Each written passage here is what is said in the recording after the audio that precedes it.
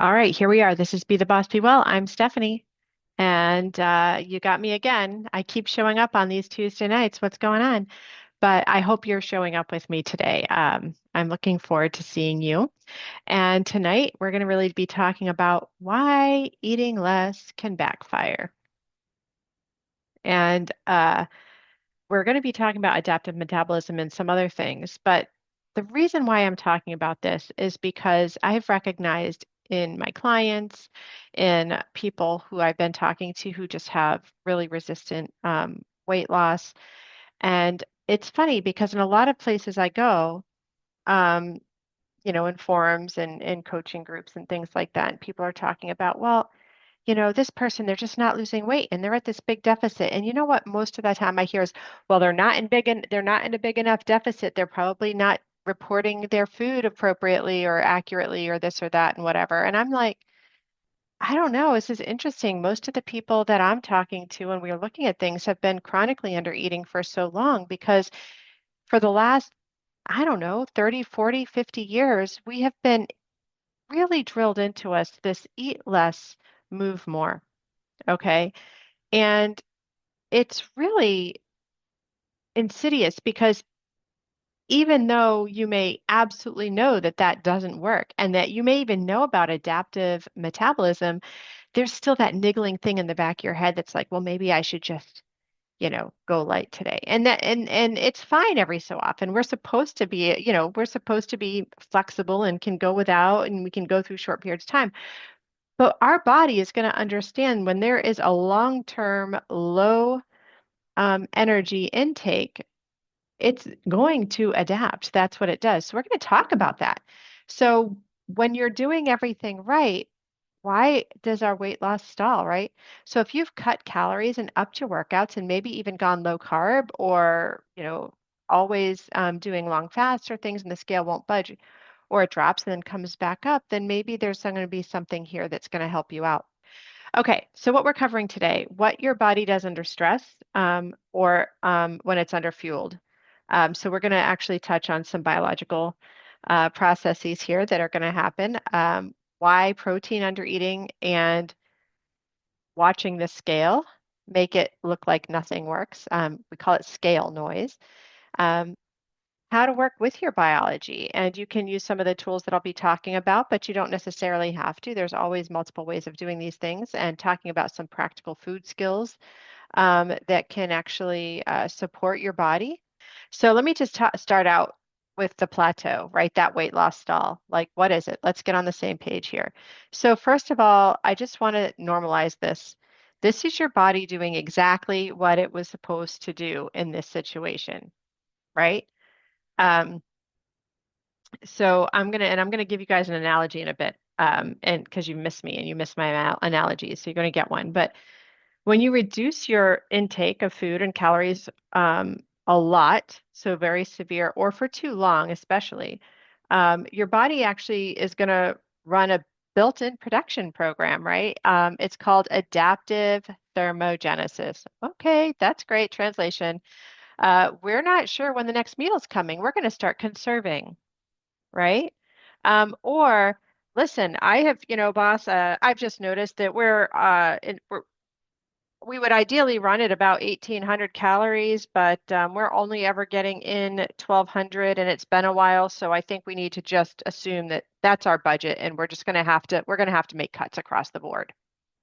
All right, that's what's happening. So what do cuts across the board look like? They look like a reduction in your resting metabolic rate or your basal metabolic rate.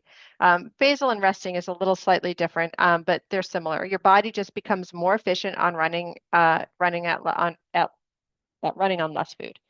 Um, and it does that physiologically by reducing the number of mitochondria in your body because mitochondria are energy hogs. Like think of every little mitochondria in your body. You've got thousands of them. They're like individual little gas tanks that need to get filled, right? So if you have fewer capacity for gas, you need less energy to run all of it, right? But so your body just makes it less expensive to run. We also have a change in what's called non-exercise activity thermogenesis, NEAT. Now, this is a really great way to ramp up um, your metabolism if you're fueling it, but your body is going to stop urging you to move. So without noticing, a lot of times you actually fidget less. You'll sit still more. You'll take fewer spontaneous steps. You'll be less likely to jump up and go, you know what, I think I'm going to go do whatever. You're going to sit down for longer stretches of time. And it's really insidious because you don't necessarily notice that you're not just moving all of the time, right? I remember when I first uh, began my own personal health journey back in 2014, this was something I really noticed that once everything started to get fixed and go the right way, a thought would pop up in my head and I go, I'll go do that now. After years of not doing that. I mean, I arranged my whole day around how long I could be sitting down.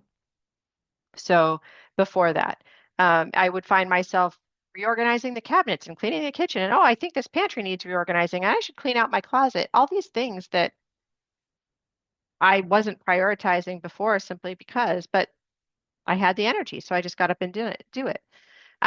Your hunger hormones actually shift. Your ghrelin, your hunger hormone, is actually going to start creeping up. Leptin, your satiety or energy availability, it's looking at that.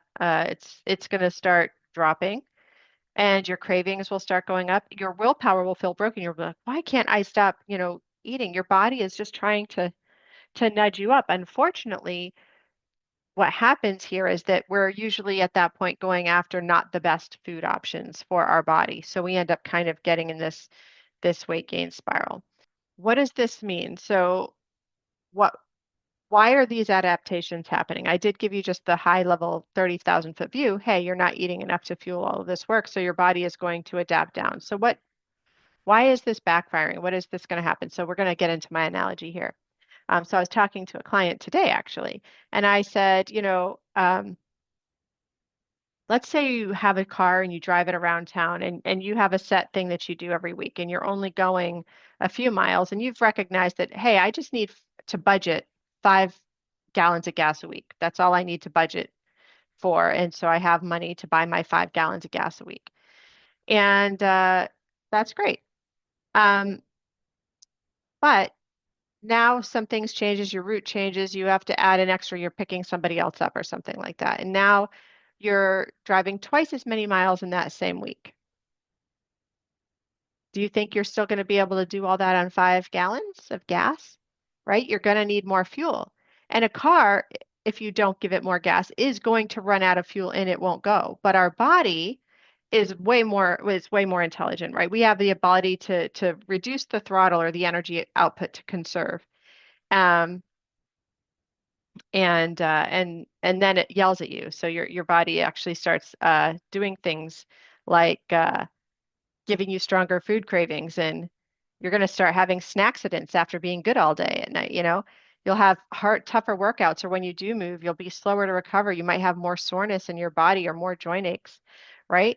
So these big deficits or these longer chronic deficits, they elevate stress hormones. They disrupt sleep.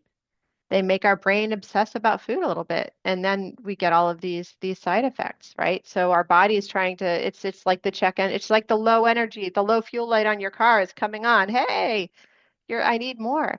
And so the other half of that equation is if we're eating less and then we're moving more, we're trying to actually, it's like taking our car and saying, well, I know we budgeted 5 gallons. I'm going to try to just drive really conservatively and get not rev the engine too much. And I'm going to try to get us where we need to go on 4 gallons.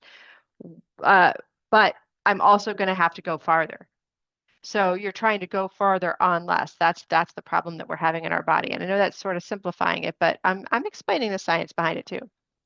So if protein is too low, so protein under eating is actually very common. And I know that this is probably the most controversial thing I'm going to say all night long because there are definitely situations where eating a whole bunch of extra protein all of a sudden without slowly allowing your body to get used to eating more protein um, might be at issue. If you have really poorly functioning digestive system and you're not good at breaking down protein and a whole bunch of protein passes through your small intestine and gets to your colon and starts feeding bacteria, you're going to have some weird stuff going on down there that could affect your gut health. We don't want protein getting all the way down there. We want it to be fully absorbed as much as possible in our small intestine. So then you got people saying, "Oh, you got to cut down the protein because it's bad for your gut." No, it's not bad for your gut. It's bad if you can't digest it well. So it's actually it's not supposed to get there. So there's lots of things that get involved with people deciding to throw out these blanket statements that protein is good or protein is bad. Um, but there is a good way to ramp up your protein and make sure that your body can keep up with it. So, but the bottom line is no matter what, if your protein is too low, if you are not able to absorb enough protein and you're not eating enough to break down enough to absorb enough, your body is actually probably going to borrow the protein it needs for essential functions from your muscle because guess what? It doesn't think your muscle's an essential function. But there's a whole bunch of biochemical processes in your body that use receptors and membranes and channels and hormones and this and that that absolutely do require protein. And your body will borrow it from your muscle. Less muscle is lower metabolic rate. That is one of the ways it reduces your metabolic rate because muscle has a lot of mitochondria for us to be able to move. So the general aim or the general guidance for most people, if the minimum amount you need to avoid disease is what they call zero point 0.8 grams of protein per kilogram of body weight. All right. So each, there's 2.2 pounds per kilogram. So if roughly divide your weight in half, that's just and then zero point 0.8 grams. Now, that's not how much your steak weighs. If your steak weighs 4 ounces, or 5 ounces, then you're probably getting about 30 grams of protein from that, even though you got a quarter pound, right? You, you know, um, it's like 100 grams of meat is like a third of it is protein, right? Um, for most women, that's going to be somewhere around 25 or 35 grams per meal. And that's about as much as our body can very much comfortably digest and absorb, right? Um, if you're eating 3 meals a day or having some snacks. So protein under eating, we're gonna reduce our metabolic rate when we do that, and we're gonna end up losing our muscle that to do it. You can hit the gym.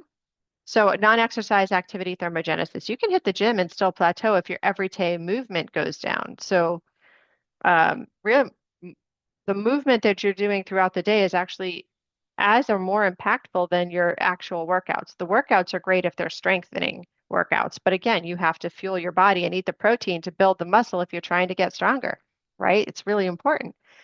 Movement outside workouts. That's what non-exercise activity thermogenesis is. Movement without, so just walking, chores, steps, play, going to the grocery store, cooking in your kitchen, cleaning your house, shooting hoops, jumping on the trampoline with your kids, playing tag, whatever it is, pickleball, you name it, just fun play. This is a huge part of daily energy burn and insulin, and it really does increase your insulin sensitivity. It helps you use all of that extra fuel in your body um, to boost your metabolic rate. And it's going and when you're using it and you've got fuel coming in to do it, your body will invest in more mitochondria. It will invest in its metabolism and it'll rise. So if you underfuel your body doesn't just lose fat, it loses trust in you, right? Trust that it's getting enough food in its environment. That you need to do is rebuilding that trust with steady fuel, making sure that it doesn't feel like it needs to conserve, strategic protein, and consistent movement throughout the day. You know, it's a real thing. Use your Fitbit. If it tells you it's 10 minutes the hour and you still haven't done 250 steps, go, okay, I guess I'm just going to do a lap around the office or walk around the house. I'm just going to do my 250 steps every hour, right? Do it. It'll help. The next thing I want to talk about is the scale. A lot of people are so concerned about how much they weigh. And I just think the scale is a drama queen. And I don't have a problem saying that, hey, you know what? This is how much I weigh, plus or minus 3 to 5 pounds, because I'm up and down and this and that. There's so many things that impact the scale on a 10-pound swing, right? Um, so a lot, when the scale is all up and down and you're looking at it every day and you're like, oh, I was down a pound yesterday, but I'm up 2 pounds today. Oh my gosh, I must have done something wrong. Not necessarily. It's just scale noise, right? Our body is is not a static weight. We have glycogen, that's how we store sugar in our liver and our muscles. It's 60% water, right? So when we replenish our carbohydrates by eating things that may be sugary or starchy, consider yourself soaking up water in order to store that extra carbohydrate. When we eat them, the water goes up and we weigh more. When we deplete them, the water goes down, we weigh less, but it's just water. That's all it is. Sodium and stress. We have a salty meal, we have poor sleep, or we have high cortisol, high stress, we'll retain more water. Hormones. If you're mid-cycle or PMS, that can shift water 1 to 5 pounds. And if you're in perimenopause, it can be all over the place, right? Gastrointestinal transit. Maybe your fiber changes if you had some different food and you might be moving a little slower and you have a little bit of constipation, or maybe you have some new fermented foods and your gut is adapting. All of these things show up on the scale. It's not a big deal. It doesn't mean it's fat, right? The scale measures, I think, your relationship with water a little more than your relationship with that. So what you're really looking for with the scale is every couple of weeks, being consistent with what you're doing and every couple of weeks seeing where you are, not measuring every day. What are better markers than the scale? We call these non-scale measurements. How consistent is your energy? Check in with yourself every day. Rate it on a scale of 1 to 5. How energetic do I feel? Am I, hitting that 3 p.m. crash? Did I have to take naps this week? Was I falling asleep at my desk? Um, am I snacking at night less? Do my clothes fit better around my waist, right? Because you could be losing fat around your waist and still have water or GI stuff. Do I feel like I'm moving more in general? You know? So again, the scale is really reporting on your fluid status more often than your fat loss. So don't let water weight gaslight your progress, right? Use those non-scale measurements. And it's not to say that you don't actually have weight to lose. I did, you know, but I had to not obsess about the scale. I had to go by all of the other metrics. And in fact, as you're doing things that are beneficial to your health your body's trust in itself, your energy is going to go up. But guess what? If you've had a report of bad blood markers from your doctor or something like that, those are going to start to get better too, right? So I want to talk a little bit about what to do now, how to work with your biology. So let's make it practical, okay?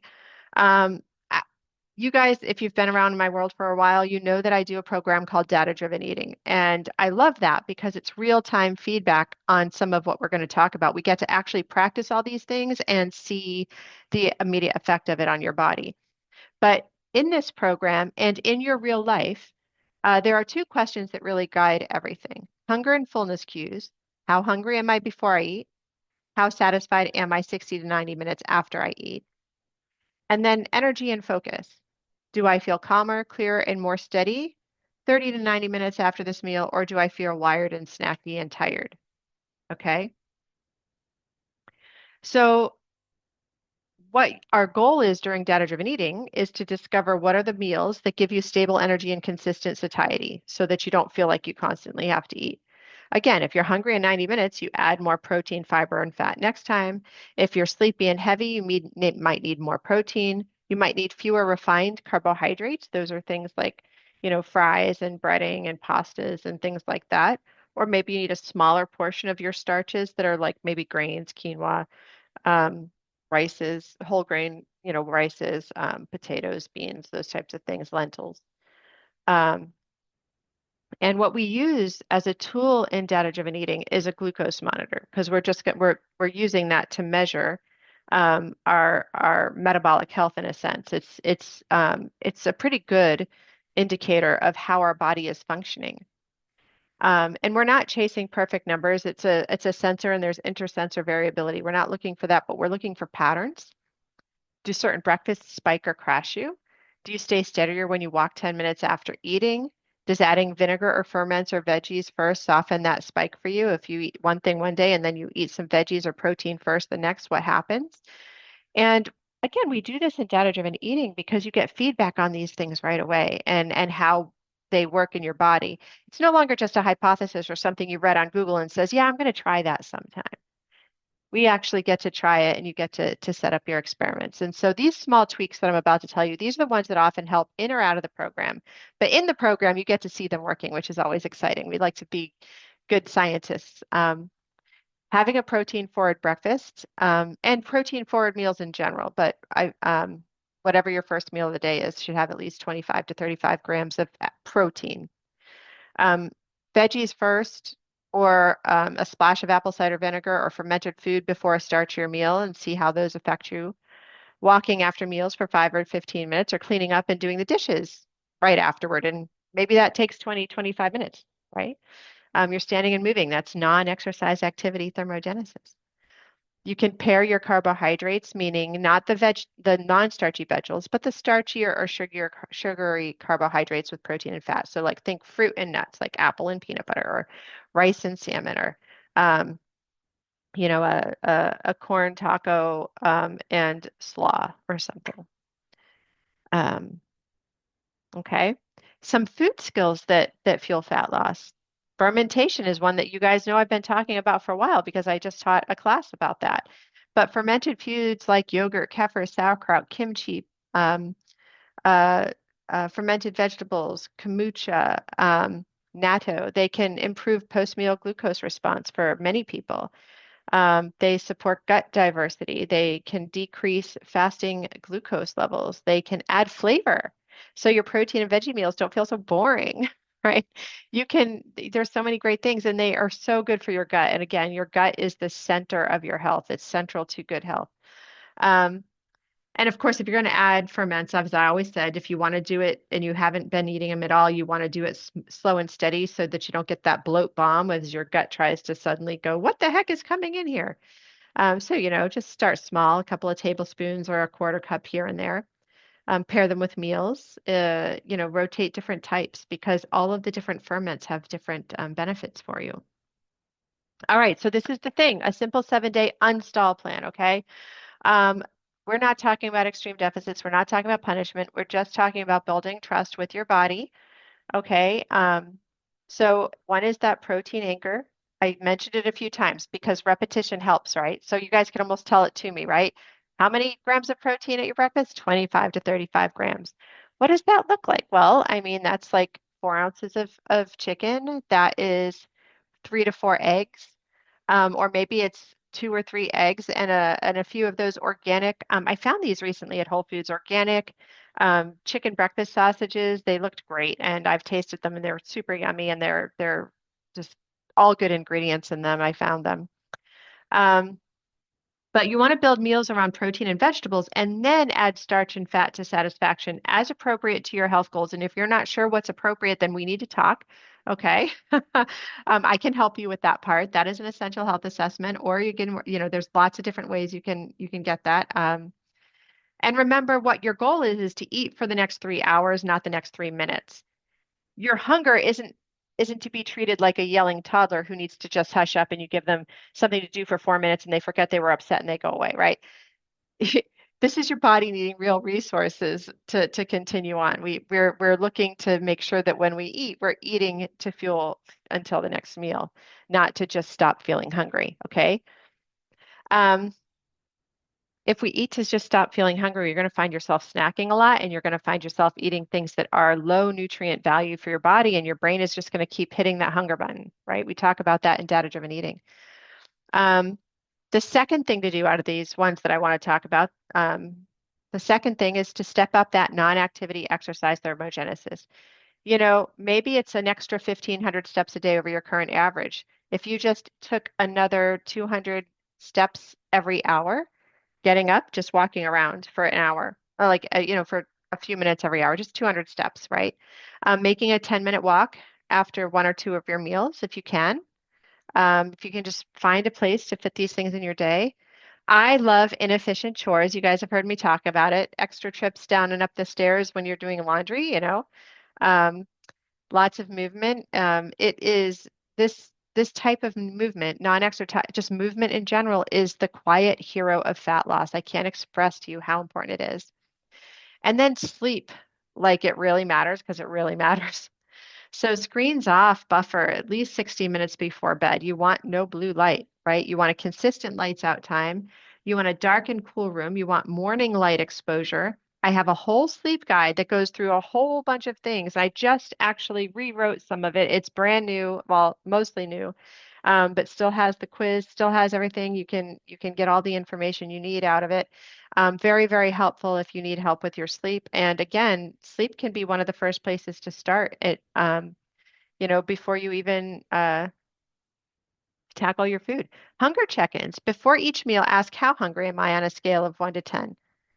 And then do that post 90-minute after. Did that meal give me steady energy? If not, what's one thing I'm going to adjust next time? Right? And I have a hunger rating cheat sheet that I give in my program so that everybody can say, I know I can tell exactly where I am. Add a ferment. Add one small daily ferment and rotate across the week. I have two or three every day. Um, and I worked my way up to that. But even if it's just a sauerkraut or just a kombucha or just some yogurt or cultured cottage cheese that has probiotic in it. Um, okay, so adding a little bit of ferments in there, super super good.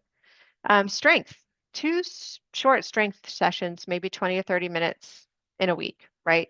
Because that's going to help you increase your muscle and that's going to kind of give you some of that metabolic insurance. But you can't do that before you start eating protein, right? That's putting the cart before the horse. Make sure your protein is there.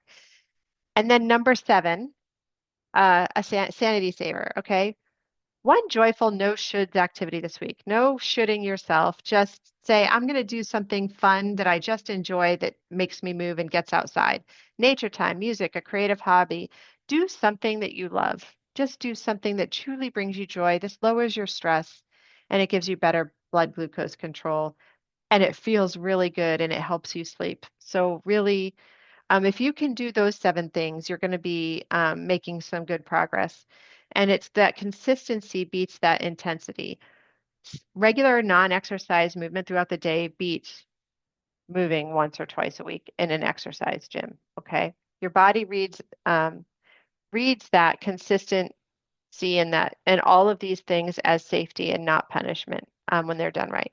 What's one of the things you can't do all seven all right away? I mean, we're that's silly, right? What's one thing out of all of the things I said? What's one thing that you're like, I can do that? She said that, and I can do that, or that you don't already do? You might do already half of them. You might, maybe more. What's one thing you don't do? So if tonight made you go, oh my gosh, that explains a lot. Here's your next step if you haven't already done one. You can have a free essential health assessment with me, right? And we'll look at one next step that you can start right away, and you'll have a couple of options from there as to how you want to keep going for your own health. But if you want to do that, comment assess. I'll send you the link. If you've already had that and you're like, okay, Steph, I need to do the next step with you, and you haven't done that yet, say next step, right? We're good. And some of you are already working with me in some capacity or another, and I'm excited that you're here. So I'm cheering for each and every one of you, no matter where you are. And I will see you next week.